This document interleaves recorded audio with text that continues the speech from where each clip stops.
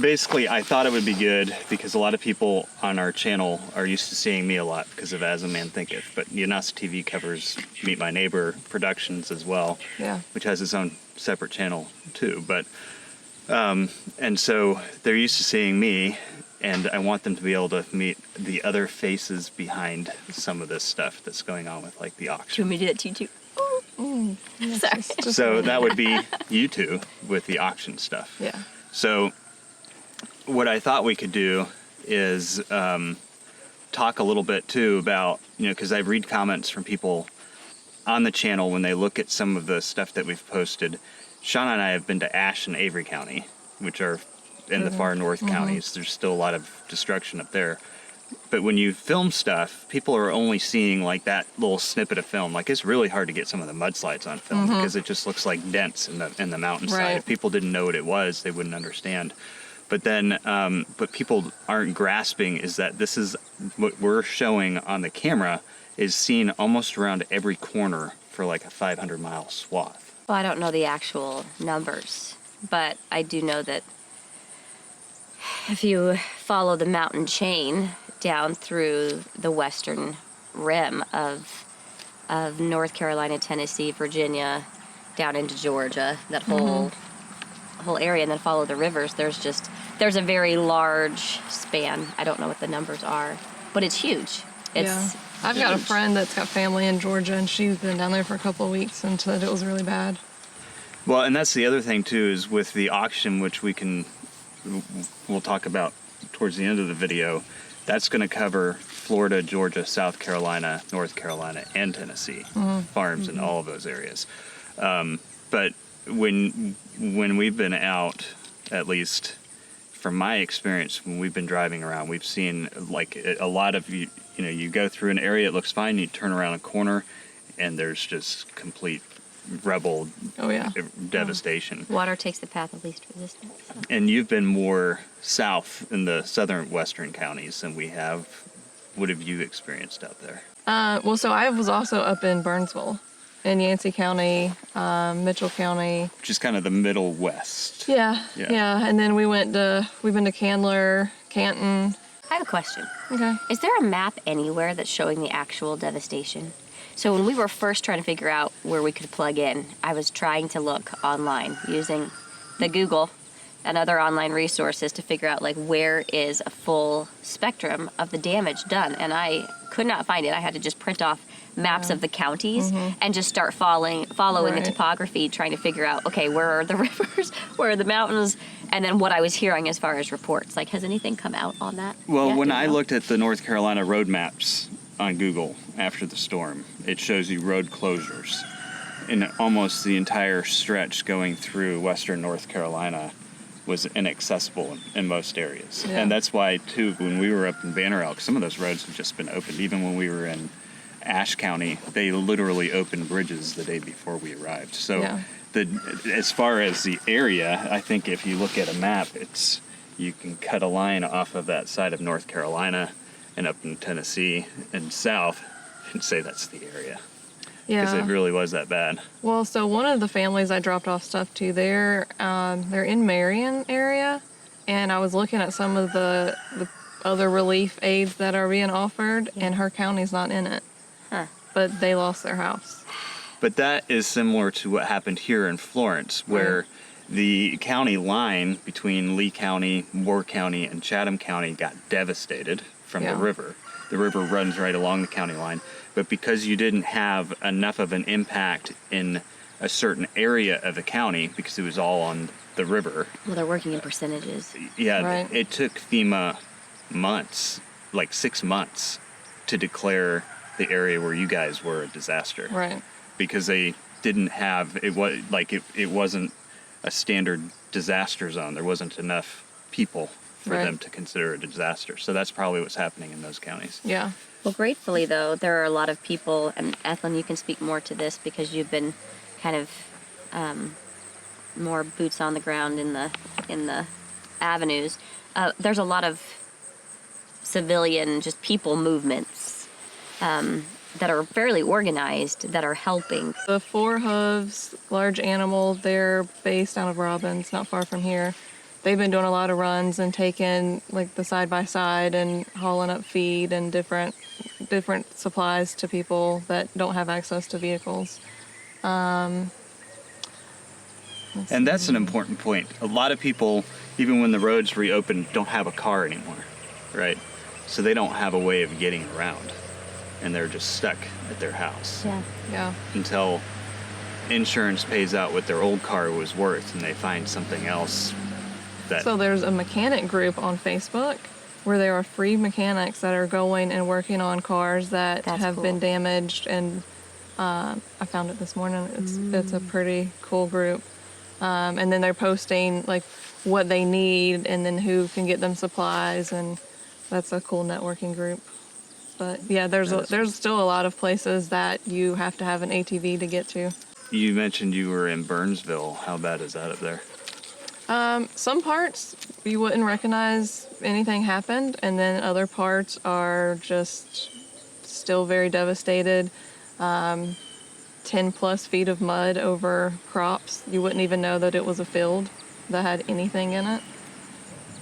That brings me to a point. I know Amy with Brooks. I believe they were wanting to get some organization to be able to send soil to farmers, like because they have the compost facility. Yeah. So they're trying to facilitate actually trucking soil in. But you also need to do something with the soil that's already there, like if it's. Well, so there's some contamination Yeah. questions going Exactly. on right now, and getting things tested, and if people are getting sick, what's it coming from? And when I say it's like 10 feet of mud, it is a lot. Yeah.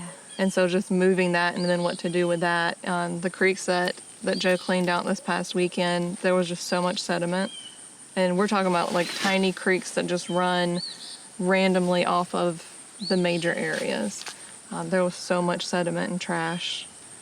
But, I mean, when you're looking at East Palestine, Ohio, with one train wreck with bad chemicals in it, here you're talking about multiple states that have wiped out houses, and there's going to be Businesses, chemicals houses, and all who sorts knows There of was stuff. two what? water treatments that were damaged. Yeah. Facilities. Yeah. And it just getting. The sewer is running into the rivers. The sewer in some parts are still running into the rivers. As we were leaving West Jefferson, one of the gals who was volunteering to come and help, she had stepped in and was saying that she had to put forth a lot of effort because she was having to pump sludge out of her well. Mm-hmm. So it's not just the facilities, the water treatment facilities or the rivers. It's every available water resource that people are drinking from, to include wells, because I mean the earth is a beautiful thing. It's going to filter out, but we've got man-made chemicals that are now part of the sludge scenario. in her well is weird because it was a deep well, according to her. But that's how much this impacted the entire hydrology of the area. Is it's turned wells, and there's a lot of water here, 250-foot wells typically. into sludge. Yeah, I know there's a group in Burnsville now. They're asking for water filtration systems for people that they are getting up in campers or like trying to fix their house and put tarps over it. So that's another big need that's coming up. You've been out there. Where are some of the areas that you've captured footage from? Marion, from Marion to Burnsville, or Spruce Pine. All along that route, we took a road that had just opened, and that was very scary. Did you end up going up to Laurel Springs? Did you end up going No. up there? You didn't? Okay. So that was next to Spruce Pine. Yeah, that's what made me think of it. You said Spruce Pine. I was like, that's near Laurel Springs. Yeah. So we did go to Spruce Pine, Burnsville, and then just in between the drive from Marion up there. Yeah. And Joe took a 5-minute faster route that the GPS took him. And because he went straight from 40 up to Burnsville, I had to make a stop in Marion. And so the route that it took him, he blew a tire and it was very dangerous. Wait, was he on a pulling truck? equipment? Yeah, he was pulling an excavator, a mini. Yeah. And so there was no shoulder, so he had to limp to an area that there was some part of a shoulder, and it was straight up. And then he said where he had to back out into the road, there were 18-wheelers coming down smoking, like their tires smoking. Yeah. So that was not faster or safer. There's a place in Oregon where people have been hiding nails in the road. Do you think that would have been What? something like that? Yeah, they've Oh, been no. They've been spiking Forest Service roads. Why That's would you crazy. do that? Because people up there are nutty. No. Like, there's already trauma. Why add more Oh, trauma? no. He found the rock. There was a Okay. rock It was a rock. lodge Yeah. Okay. Okay. that blew the tire. Yeah. Well, I mean, you never know. People do crazy things all the time. Oh, They yeah. do it. You read about it every day. It's unfortunate. Well, and you got to think about the people that if they've been robbed for whatever goods they're carrying. I mean, Yeah. I would like to think better of people, but it Folks, has happened. step up your game. Stop the bull crap. Yeah, really. Yeah. So as far as relief efforts, we've been up there. You've been up there. Between the three of us, we've been to a lot of different counties. Yeah. We've seen a lot of things. I have seen FEMA. I've seen Sharpie signs that say FEMA on them. Mm-hmm. I saw one Red Cross trailer. It was closed when we were there. I actually don't think that was Red Cross. It definitely looked like Red It was Cross. similar. It just It was wasn't pretty actually run Red down, Cross. but they take donations for trailers all the time for their outposts. Oh. Besides that, I didn't see anything for Red Cross. We've seen Samaritan's Purse in I've seen a Bright lot of orange that. shirts. Woo! Yeah. Thank you. They've been just about everywhere. I didn't see them up in Abner thought it was Home Depot. yeah. He's like, Home Depot's here. I was like, no, but close-ish. Yeah. Yeah. Besides that, what other resources are up there, and have you seen more of the other ones that I just haven't? So I've seen FEMA signs, places where they can go and sign up at the facilities, and then we met an inspector at the hotel we stayed at. He was working in Black Mountain, going to different homes, putting color tags on them. But that's the extent of the ones that I've seen. But with FEMA, and you experience this too, FEMA is disaster response. So one of the things that they're doing is they're going and they're helping people with temporary housing, but they're not the actual ones that rebuild the houses. They're right. So I think a lot of the expectations of what FEMA is supposed to do, people don't realize that sometimes all you get is a couple $1,000. Right. Because they're temporary. So then it falls on insurance. Which I haven't heard anybody have success with insurance. Not saying it's not out there. I have not heard. And Yeah. some of them, they didn't have insurance. Right. So, And so then, that brings the question, how do we rebuild Western North Carolina? If insurance actually in the coastal areas of North Carolina went up 40%. Ours went way up this year because we're considered, a danger zone for these storms. what? Yeah. They passed a bill allowing insurance companies to raise insurance rates 40% in North Carolina before the storm. Inflation. Wow. The insurance companies wanted more, but the North Carolina legislature fought back. They wanted like 100% more. Yeah, they wanted a huge increase on insurance. It was insane. I just changed insurance companies this year and went down. Yeah, well, Wow, lucky gal. yeah, lucky you. I mean, we have farm insurance. I don't know if that makes a difference. It but does. It does. It makes a big difference because you've got it's different zoning and use Okay. purposes. Because we have farm insurance too. But even then, I think our insurance went up. The valuations also go up.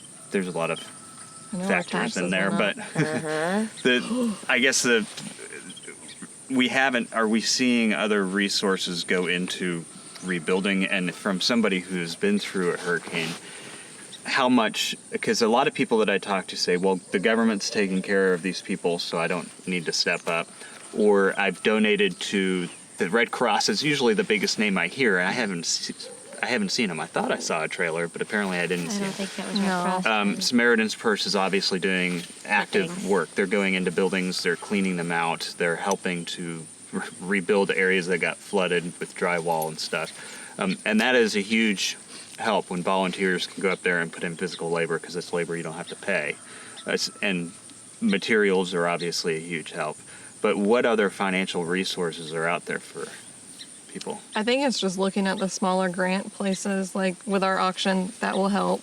With the ag services, the ag extension offices, they're doing a few different things for the livestock and the agriculture people.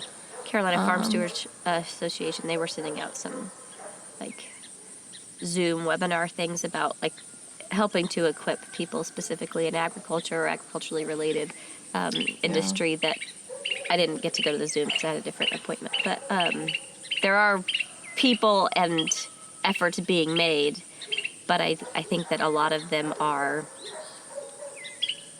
with any of that there will be stipulations as far as And they're how small. it's applicable. Yeah. And so that's one of the things, like there are so many people affected. There are so many people that I think at least 80 homes were lost in one of the counties that I've been in. And that's just one of the many counties. So all of these people who are trying to put money into grants to help them rebuild, even if they get $3,000, that's $3,000 more than they would have, but it's a drop in the bucket when you're rebuilding. So there's really not a whole lot of larger places that are going to put in $50,000 per house. Like that's just a lot. Well, and I think, you're looking, and I follow agriculture a lot, so you're looking at over at $1.5 billion worth of damage in just the agricultural industry, and that's According to what? That's just looking at crop losses, and because if you figure the total production of these areas is in the billions each year. So just looking at that, it's $1.5 billion. The USDA has committed long-term assistance to farmers, but mainly big ag. And so far, I've only heard about $288 million being allocated to that $1.5 billion. So then when you follow the trail, the money trail going down that line, even when it comes to some of the larger nonprofits out there that are fundraising, they're looking to how are they going to have the largest impact? Well, a commercial farmer's feeding more people than the small market gardeners, so that's where you're going to start seeing the funds go.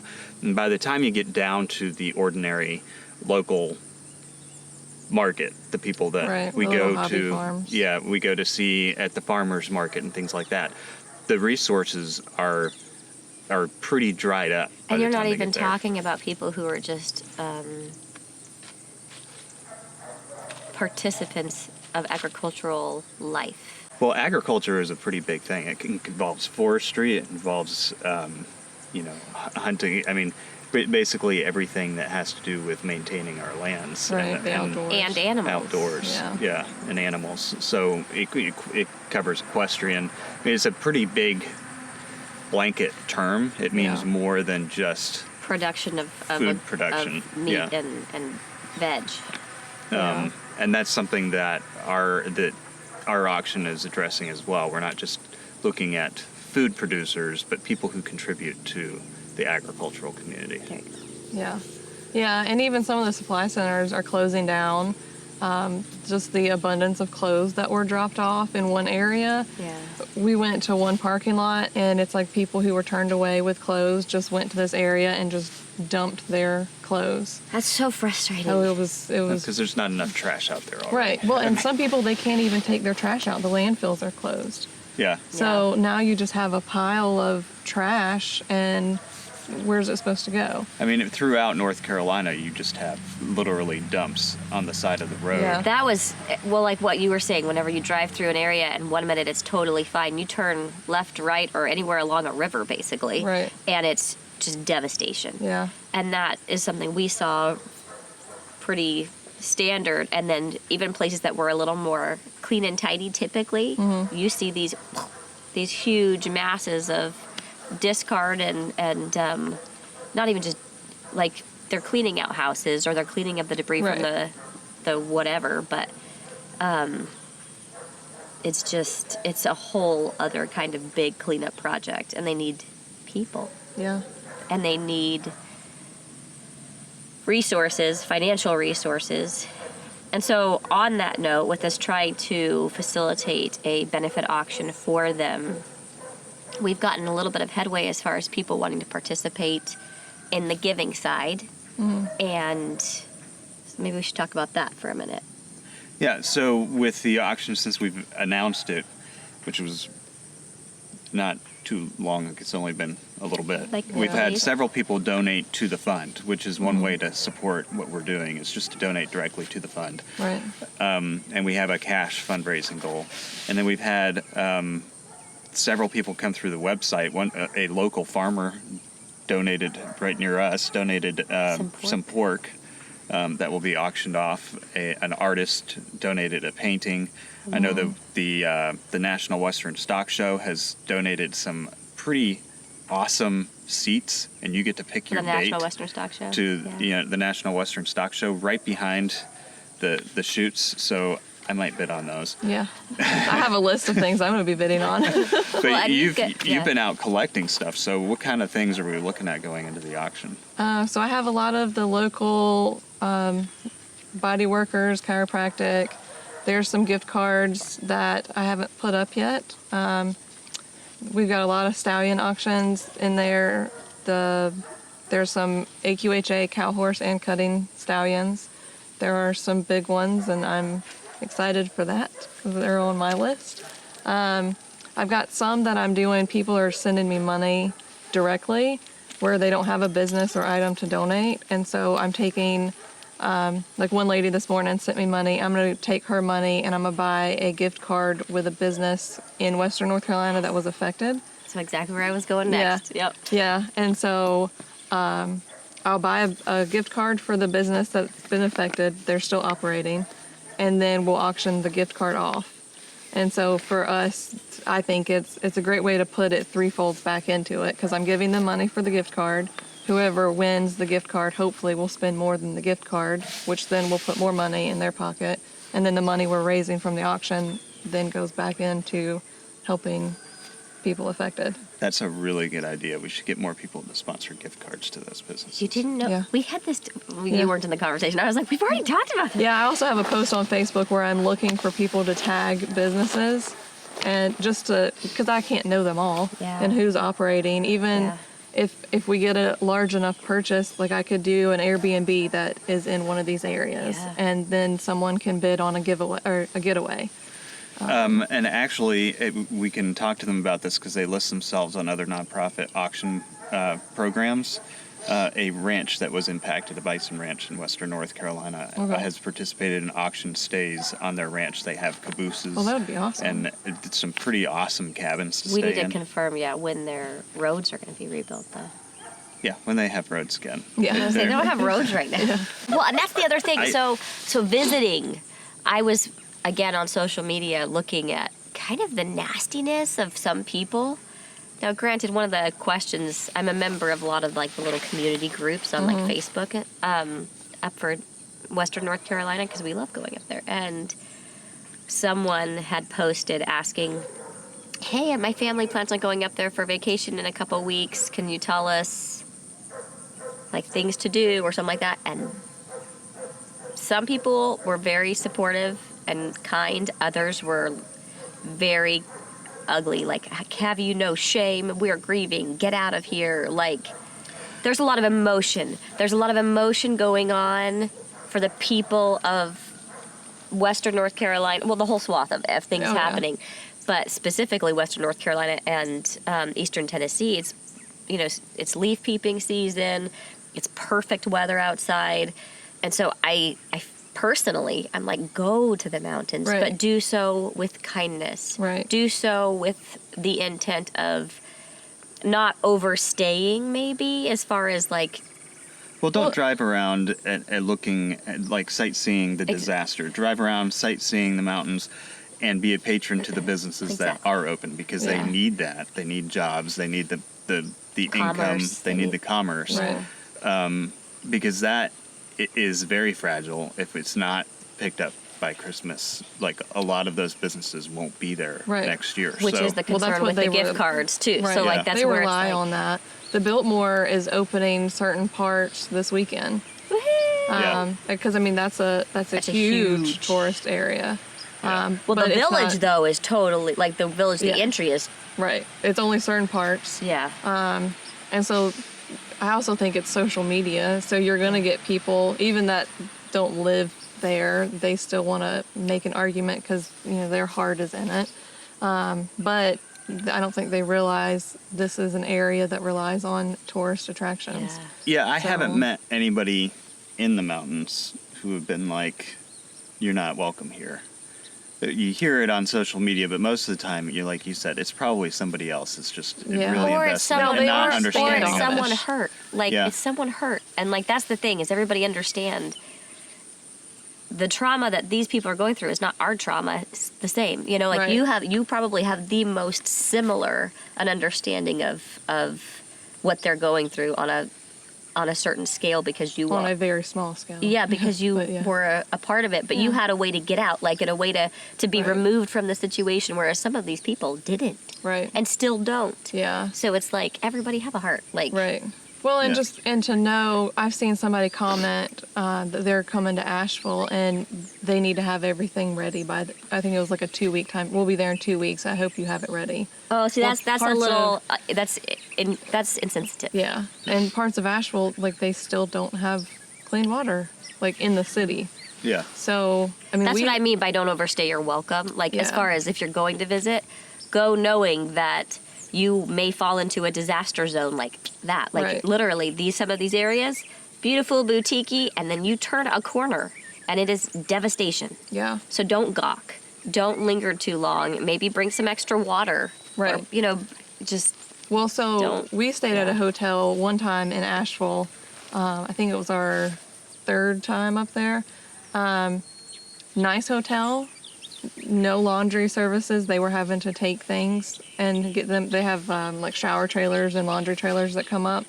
The water, they had just got hooked up a couple days before we got there. Yeah. And we still brought Your own water water. to, yeah. yeah. Yeah. I mean, we just don't know. Yep. And if I can brush my teeth with my bottled water, because they have an abundance of bottled water there. So, Well, that's the other thing I'm actually a little worried about, because that bottled water you can't have out in, like, the sunlight and Well, exposed air. Like, a lot of or people not air, are but, like, looking, right, with the plastic. Yeah, I'm like, oh man, when we were loading, I was like, so much plastic right now, but I'm grateful.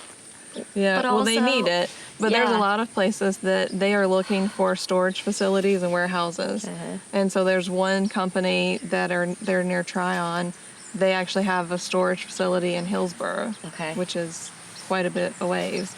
But they're storing things for later, because a lot of these people, if they don't have a house and they're sleeping in a tent or a camper, they don't have storage for food for a month.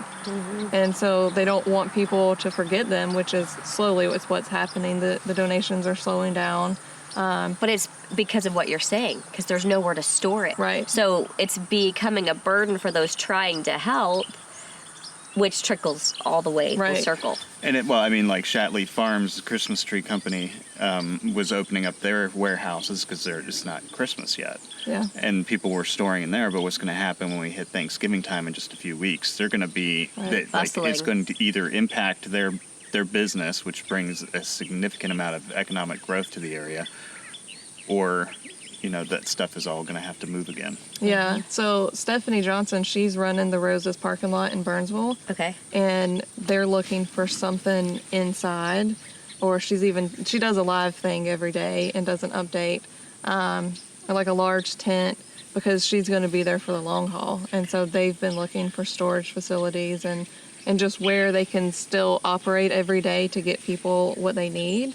But winter's coming, snow's coming, so they also have to be prepared for that. I'm wondering if we shouldn't, as we continue to go into these spaces and find places who are regularly willing to take in volunteers to move things, to sort things, to deliver things, if we can Yeah.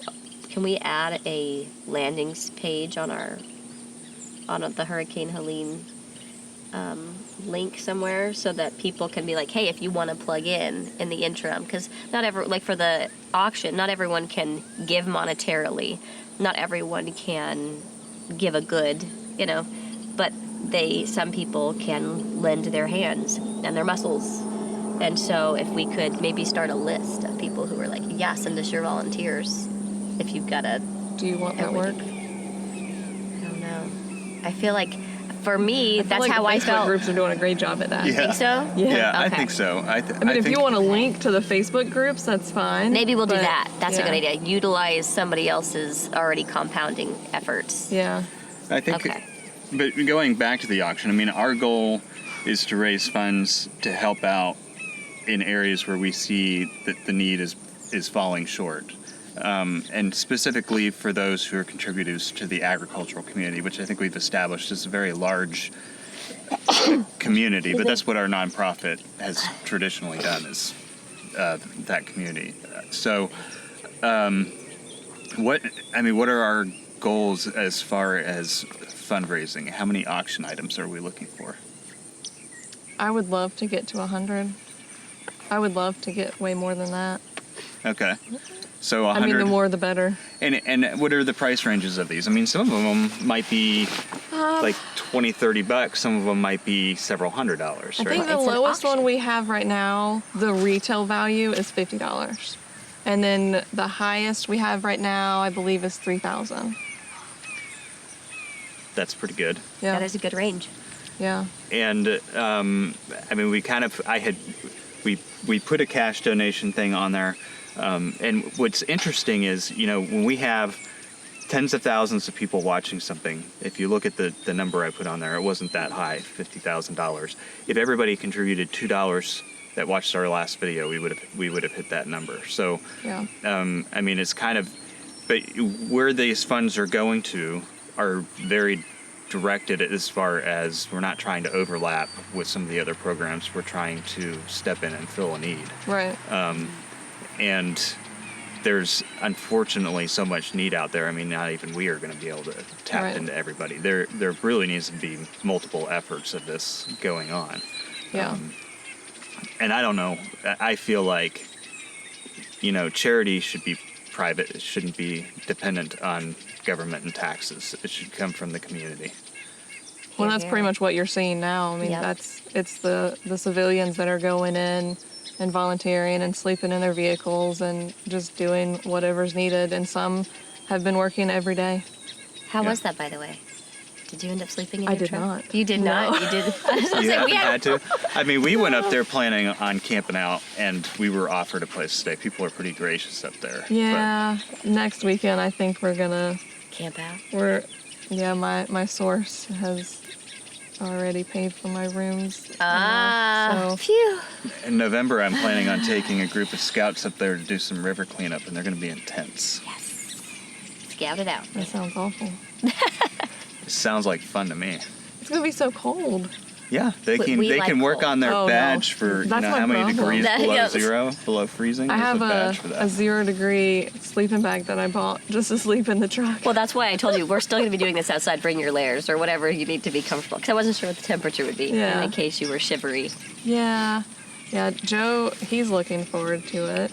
But yeah, so we're going next weekend. We're gonna stay Saturday to Monday, and Joe's probably bringing a skid steer. We got to figure out what the need is, and then Mom and I will have a chainsaw, and then we have no idea what area. I kind of planned that the week before. Well, yeah, because it wherever we're literally needed. changes by the Yeah. day.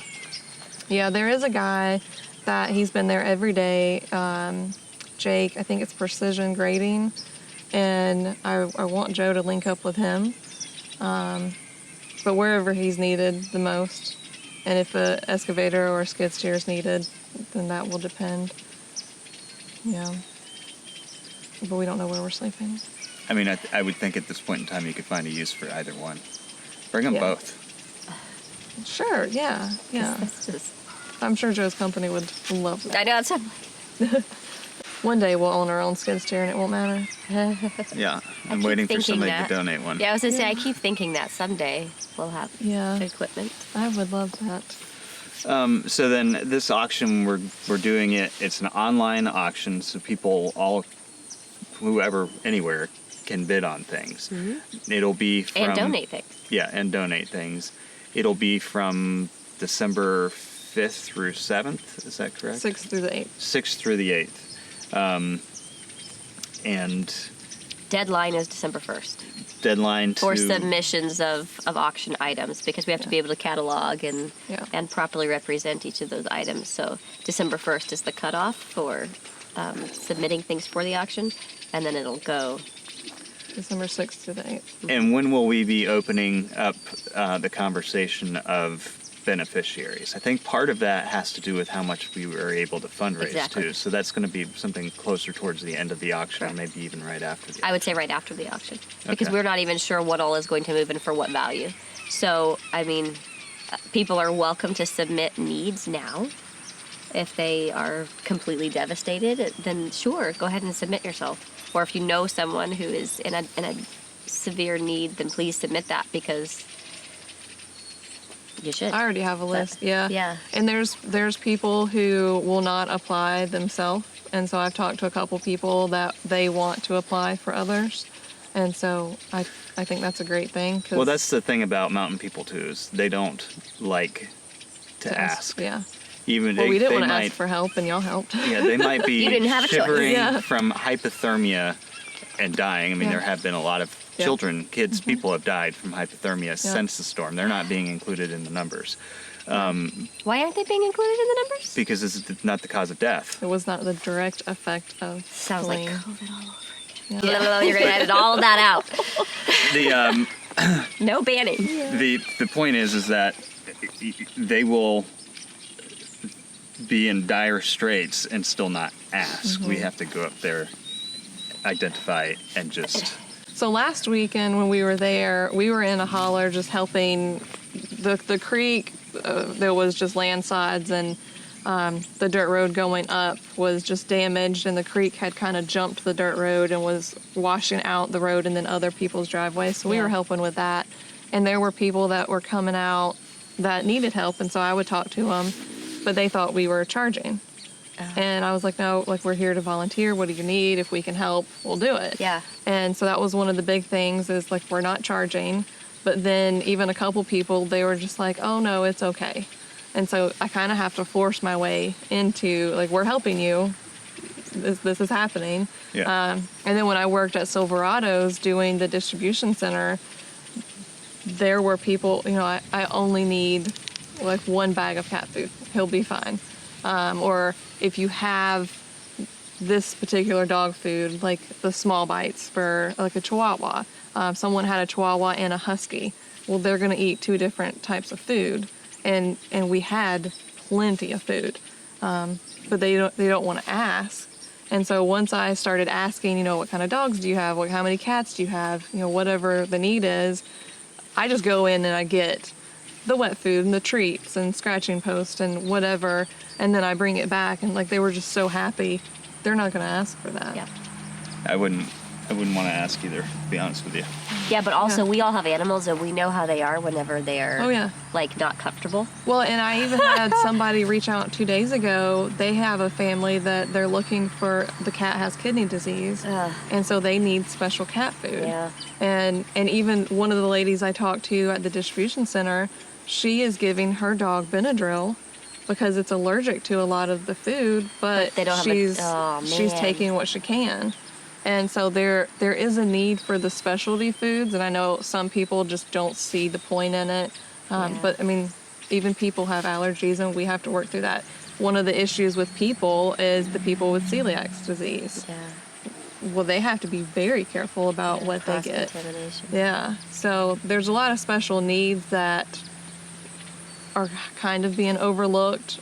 And so, I mean, I would love to take up special kitty food.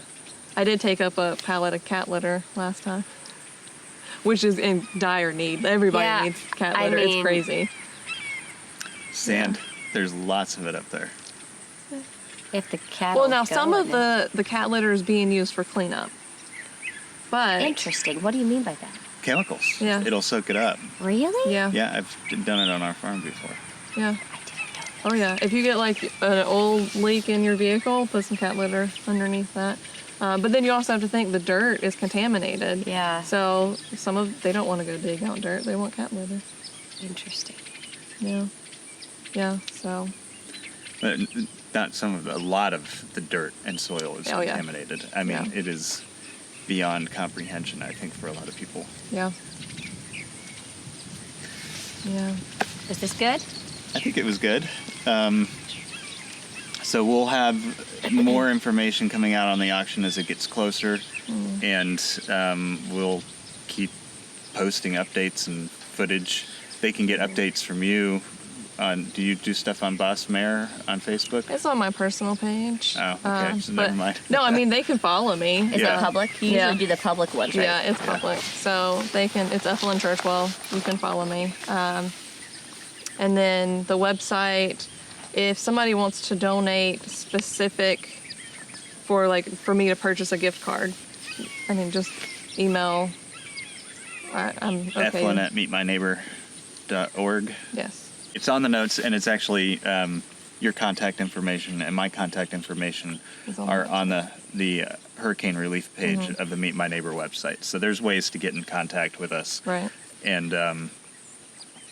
And that's, I mean, the gift card idea is fantastic Yeah. because, I mean, could you imagine $500 for some of these small businesses that are out there right now? Yeah. Well, and I'm still looking for small businesses that are operating in the affected areas. So, I want to be included in that, yeah. Yeah. yeah.